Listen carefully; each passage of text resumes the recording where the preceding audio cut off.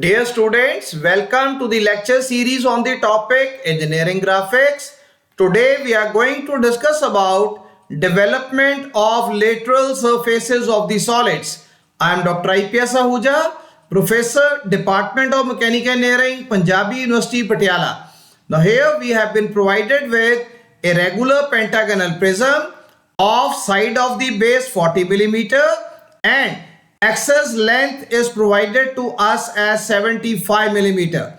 Now this regular pentagonal prism happens to be resting onto the ground on its base with one of its rectangular faces away from the observer and parallel to the vertical plane. So here we can see into this orientation we won't find that there is any vertical face or the edge of the base parallel to the vertical plane or away from the observer. So this is the incorrect orientation of the pentagonal prism with respect to the two reference planes.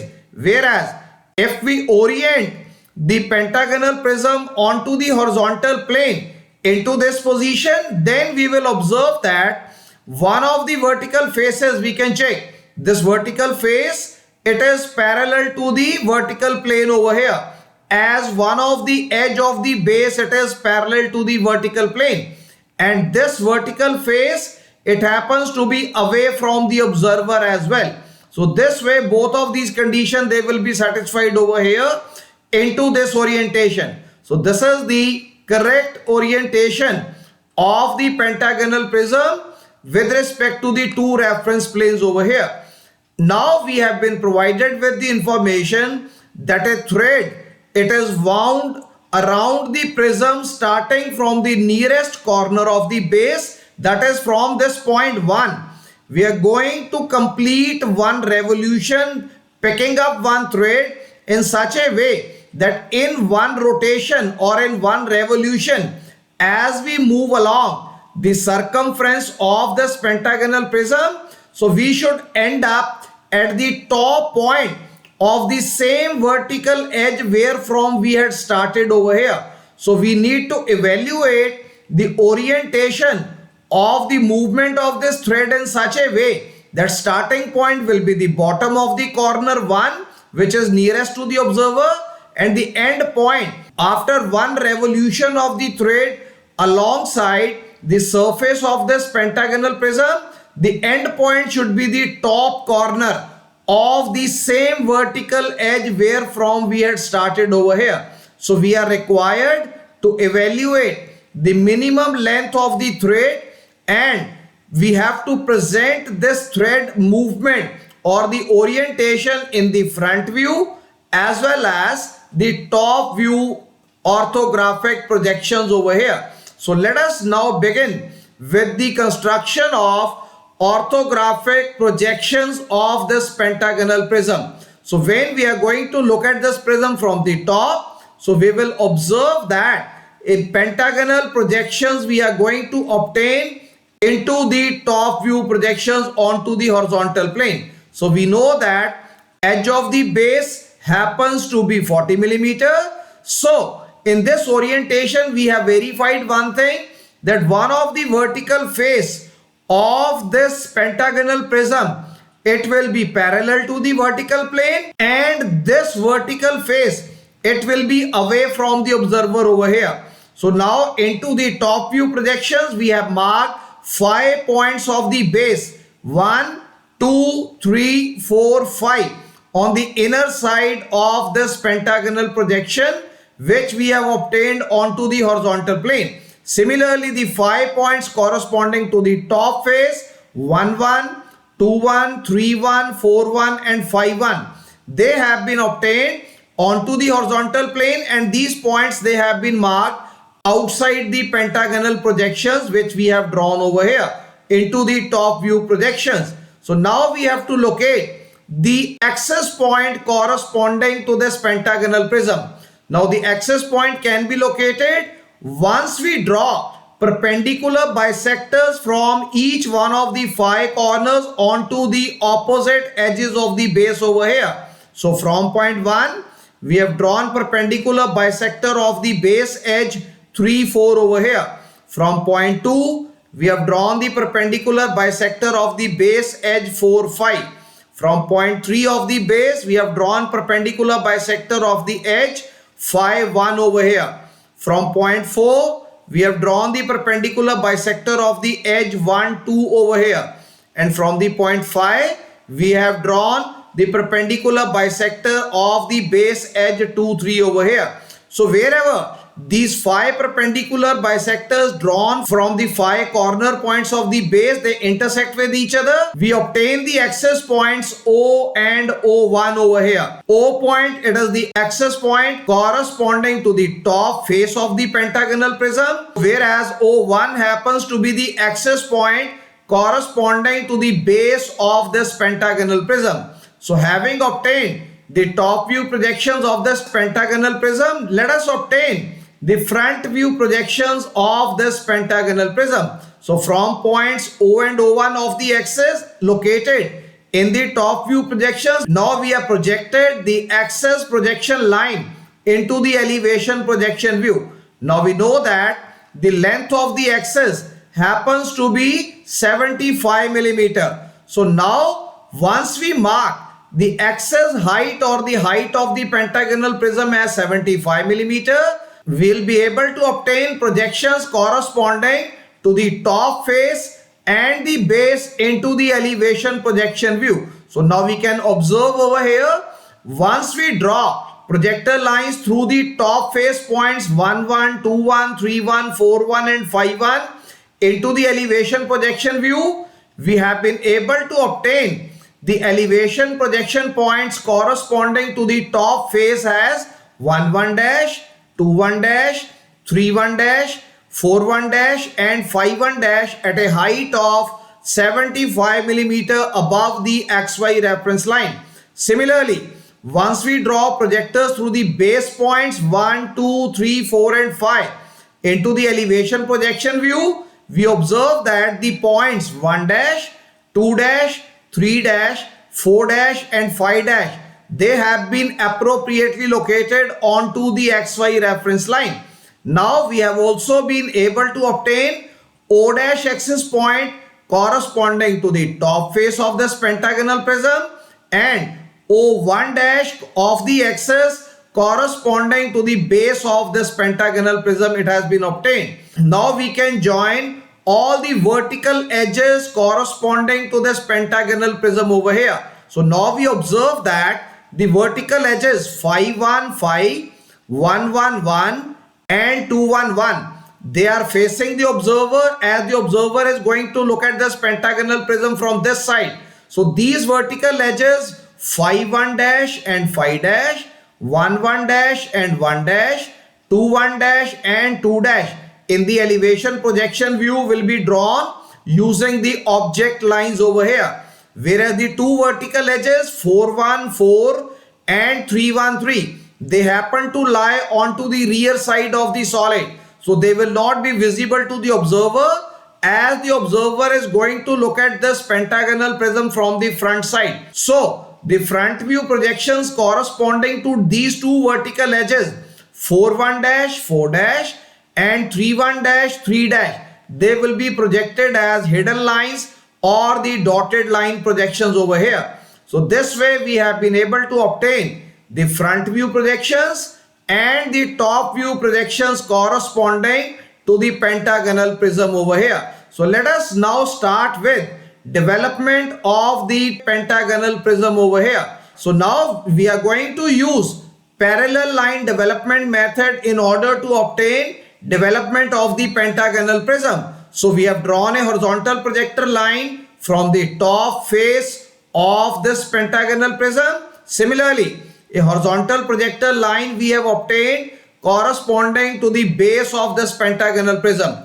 So the distance between these two projector lines, it provides us with the height of this pentagonal prism over here. It is the true length of all the vertical edges of this pentagonal prism over here. So now we also know that the edge length corresponding to the base and the top face, it is equal to 40 millimeter. So once we mark the first vertical edge 1, 1 and 1, now at a distance of 40 millimeter, we are going to obtain the successive vertical edges over here.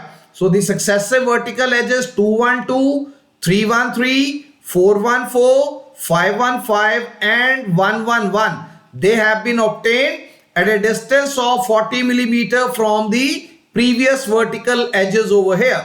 So this way the development of the pentagonal prism has been obtained over here. So now we have been provided with the information that a thread has to be wound starting from the point 1 dash of the base, and it will be completing one revolution over here, and starting from point 1 dash it will complete one revolution of this pentagonal prism around the lateral surface of the solid, so that after one revolution it should be able to reach the topmost point of the same vertical edge over here. That is, it should be able to reach the point 1 1 dash, that is the topmost point of the same vertical edge which is starting from the point 1 dash over here. This thing we can obtain when we obtain the development of the lateral surface of the solid. So we need to join point 1 with point 1 1 in the developed surface view in such a way that the distance between these 2 points, it should be minimum, and we know that the minimum distance between 2 points, it is always a straight line. So we can assume that this developed surface has been intersected by this string over here in such a way that now we are going to obtain different points of intersection of this string with all the vertical edges of this pentagonal prism over here. So we can check that the vertical edge 1 1 and 1, it is going to intersect with this string at a point which is labeled as point 11 over here. Similarly, the vertical edge 2 1 2, it intersects with this string at point 12. The vertical edge 3 1 and 3, it intersects with the string at point 13. The vertical edge 4 1 and 4, it intersects with the string at point 14. The vertical edge 5 1 and 5, it happens to intersect with the string at point 15. And the vertical edge 1 1 and 1, at the topmost point 1 1, it intersects with the string at point 11 1 over here. So these 6 points we are required to locate into the front view elevation projections and into the plan projection view as well. So let us evaluate the location of these 6 points into the elevation and the plan projection views over here. So if we project point 11 into the elevation projection view, we know that point 11 happens to lie at the bottom of the vertical edge 1 1 and 1. So if we draw a horizontal projector through point 11, wherever it intersects with the vertical edge 1 1 dash and 1 dash, so we obtain the point 11 dash into the elevation projection view over here. This point has been marked over here. So once we have obtained point 11 dash in the elevation projection view, now if we are going to look at this vertical edge from the top, so we will observe that the points 1 1 dash, 1 dash and 11 dash, since they are lying onto one vertical edge over here, so all these 3 points, they are going to coincide with each other into the top view projections over here. So we are going to obtain the coincidence of the points 1 1 1 and 11 into the top view projections over here. So the next point of intersection of the string with the vertical edge 2 1 and 2 over here, it happens to be point 12. So let us backtrack, or let us back project this point 12 into the elevation projection view.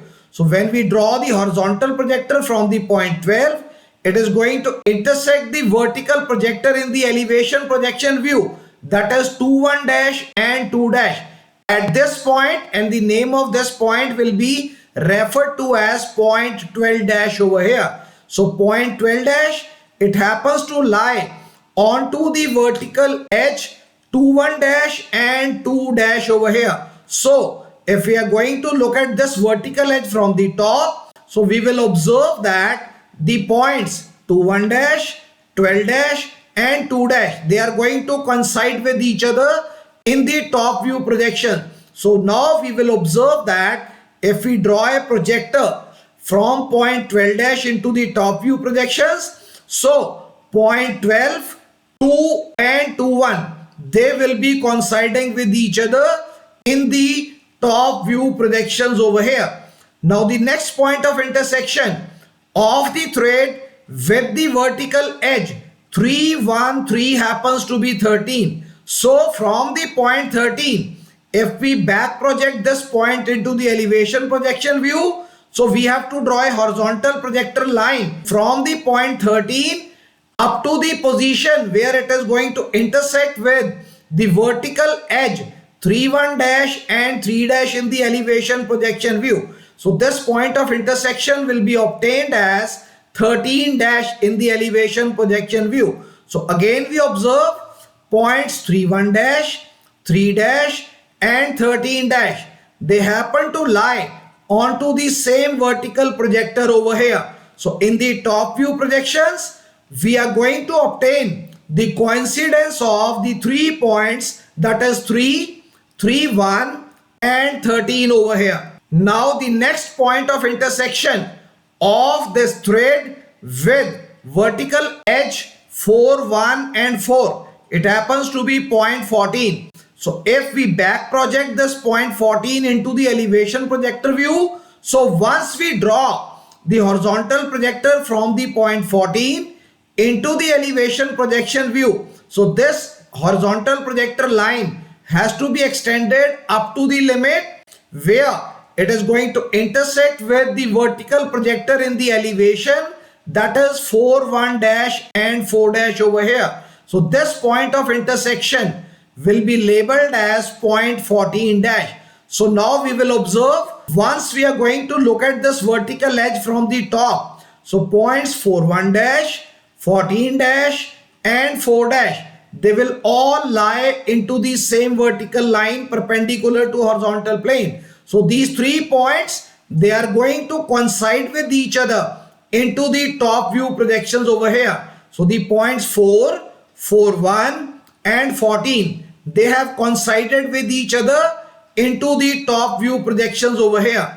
Now the next point of intersection of this thread or the shortest distance and the vertical edge 5, 1 and 5, it happens to be point 15. Once we back project this point into the elevation projection view, so we have to draw a horizontal projector from the point 15 into the elevation projection view up to the point where it is going to intersect with vertical projector in elevation 5, 1 dash and 5 dash over here. So this point of intersection will be obtained as point 15 dash over here. So once we look at this vertical edge from the top, so we observe that the points 5, 1 dash, 15 dash and 5 dash over here, so they will be coinciding with each other in the top view projections over here. So in the top view projections, we will observe points 5, 5, 1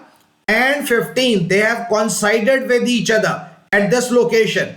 Now the last point of intersection, it is corresponding to the top position of the vertical edge 1, 1 dash and 1 dash over here. So once the thread reaches this point, that is the top corner of the same vertical edge where from it had started, so we obtain the point 11, 1 over here.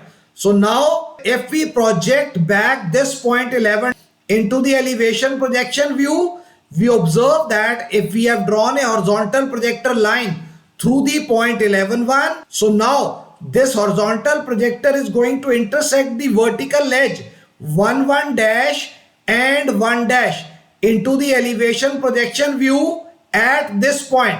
This point will be available at the top face and it has been labeled as 11, 1 dash over here. So once we are going to look at this vertical edge from the top, so the points 1 1 dash, 11 1 dash, 11 dash, 1 dash. So all these 4 points, they have coincided with each other. So we can check, we can draw point 11 1 over here, and this point 11 1, it is going to coincide with points 11 1 and 1 1 over here. So this way we have been able to obtain the points of intersection of this thread with all of the vertical edges of this pentagonal prism into the development surface view, into the elevation projection view, into the plan projection view. So let us join all of these points in the plan projection view. So when the observer is going to look at this solid from the top, so now we'll be able to see the connection between the points 11, 12, 13, 14, 15 and 11 1 over here. So starting point happens to be 11. So the first thread, it is going to be 11 12. Second portion of the thread will be 12 13. Third portion of the thread will be 13 14.